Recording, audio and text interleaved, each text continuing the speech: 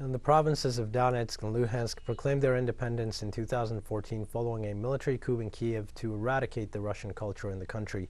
These stories retell the lives of these people and how helpful they are now to be part of the Russian Federation. Our correspondent in the Donbas, Alejandro Kirk, has the details. Imagine that this modest country road could lead to the meeting of a historic planetary. It is the gateway to the Donbas, the plain between the Dnieper and Don rivers in Ukraine, part of what was first the Russian Empire and then the Soviet Union. The industrial and mining provinces of Donetsk and Lugansk proclaimed independence in 2014, following a coup d'etat in Kiev by nationalists intent on eradicating Russian culture from the country. More than 70% of the population here is ethnic Russian. Resistance has cost more than 1,000 lives in the past 8 years, mostly civilians, due to the constant shelling by neo-Nazi battalions embedding in the country's military. This is a story that does not exist for the powerful Western media. These are lives with no exchange value. On 21st of February, the Russian army put an end to this state of affairs. Destruction and death are the real war. These people are now receiving food from the Russian military. On this destroyed street in the village of Volonovya, we have now a destroyed hospital made famous by the Western narrative as evidence of Russian barbarism. The story told here is quite different. The hospital was used as a human shield.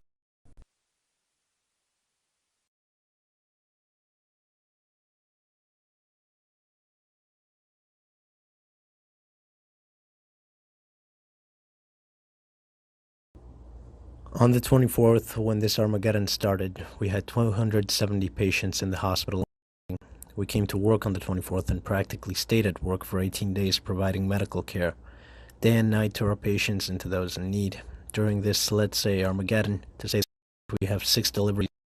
We've delivered 6 babies. We've had stroke patients, trauma patients, infant patients. We have assisted injured surgical patients, therapeutic patients, those who have had heart attacks. We had the Ukrainian military here. I argued that the Hague and Geneva Conventions apply here. I asked the military to stay away from the hospital. They said no. This is war. Here there were tanks on the ground, and behind the grounds there were guns and missiles. Well, here we're to see where it takes us.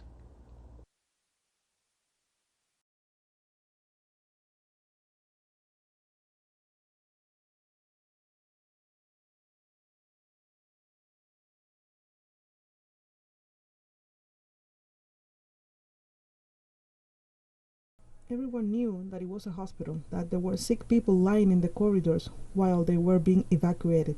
That's all. However, it was reported that there was no one in the hospital, neither staff nor patients, and that's the biggest lie of all. I wish I could. Here I am listening to it on television, just like the president, the Nazi. The Nazi speaks and says they are doing well there. I want to invite him to come and stay with me. This is Shakhty in Lugansk, recaptured by Russian forces and people's militias in early March. Another example of Russia's cruelty, described from a distance by the Western media. Here, in reality, there was hell during 8 years of neo-Nazi battalion rule. The inhabitants themselves tell the story. Look at our flourishing factory, the flourishing factory that we had. The factory here was happiness. And look what remains thanks to the 8th Battalion. Here is the concrete plant. Look at the foundations. And here they are, those same foundations, all of them. I can even give you these pictures if anyone is interested in what we had left. How come we were left without the factories, all destroyed by the 8th Battalion? The Western media, which for more than a century built the myth of serious, objective and unbiased journalism, lost all sanity. At this very moment in this town, there is a group of them. What would they say about what they have seen? It might seem strange, but I have been taking pictures of what goes into the boxes and bags, because the predictable Western response will be that they are empty, but they contain a variety of proteins, vegetables, chocolate, even water obviously, and that's not going to be covered in Western media. Or they will say this is just a stage, you know?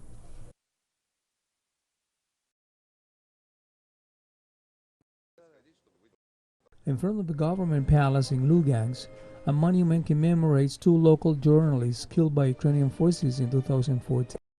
There were no headlines for them in the Western media. In Donetsk, the city has also built a monument to its children, Angels Squares, as it is called.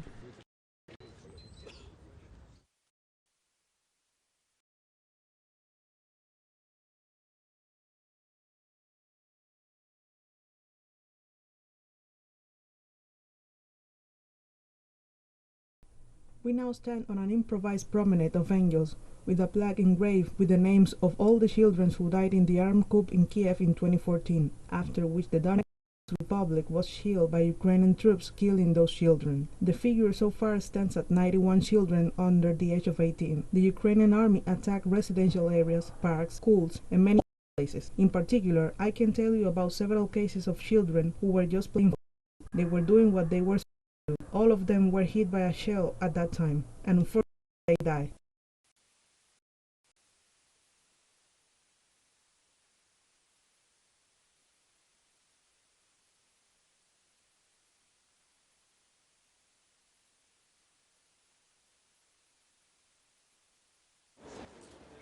After the end of the conflicts, leaders of these 2 republics hope to join the Russian Federation.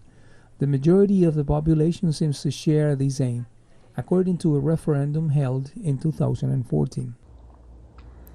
Today, the Donetsk People's Republic is an independent sovereign state recognized by the Russian Federation, recognized by South Ossetia, and recognized by Abkhazia. Several other countries intend to follow this path as well, so we start from that.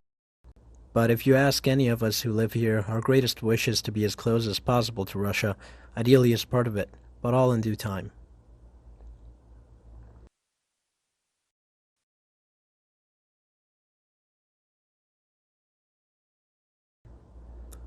The Republic unequivocally is part of the Russian Federation. I believe that the future of the Republic will definitely be happy and prosperous. We will do everything possible for this. We have all the resources to do so. We have very fertile lands, we have very rich natural resources, and we have very hardworking people. So now the most important thing is to defeat those fascists who are entrenched in Ukraine.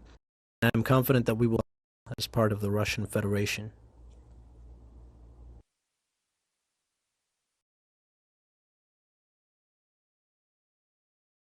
In Donetsk was hit by a Ukrainian shell in recent days. There were no students inside, but the effect is obvious.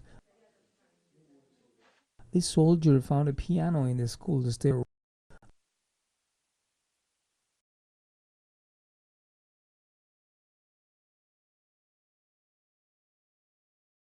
goal is to sing to the barricades, which is the historical anthem of the world proletariat.